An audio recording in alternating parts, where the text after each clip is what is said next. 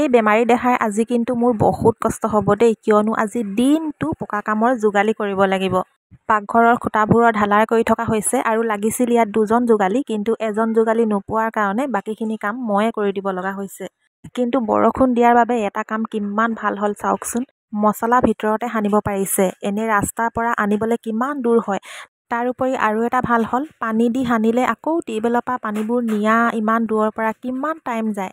এতিয়া যিহেতু গাঁতবোৰত পানী ওলাই গ'ল, সেইটো কাৰণে পানী দি সানিব লগা হোৱা নাই, শুকানে শুকানে ঢালিব পাৰিছে। কিমান যে সময় বাচিছে নহয়নে? এনে যদি দিনটোত 2টা খুঁটা ঢালাই হ'লহেঁতেন, এতিয়া 4টা হ'ব। আৰু যিহেতু মই গধুৰ বস্তু একেবাৰে দাঙিব নোৱাৰোঁ, অকণমান পেটত প্ৰেছাৰ পালেই পেটৰ বিষ আৰম্ভ হয়। সেয়েহে যিমানখিনিলৈকে মোৰ দেহাটোৱে শক্তি দিয়ে সিমানখিনিলৈকে মই কৰিয়ে যাম, কিয়নো পাকঘৰটো এনেকুৱা হোৱাৰ কাৰণে বহুত বেছি অসুবিধাও হৈছে। মায়ে ইফালে ইয়াত ভাতো বনাব লগা হৈছে আৰু পাকঘৰতে গডৰেজটো আৰু মা হোৱা বিচনাখন আছিলে। এতিয়া বাৰু বিচনাখন মোৰ ৰুমলৈ লৈ আনিলোঁ। আজিৰ পৰা বাৰু মায়ে মোৰ ৰুমতে শুব। তথাপিও আৰু এনেকুৱা হৈ থাকিলেতো অসুবিধা হয় ন, সেইটো কাৰণে সোনকালে হওক বুলিয়ে লাগি দিছোঁ আৰু।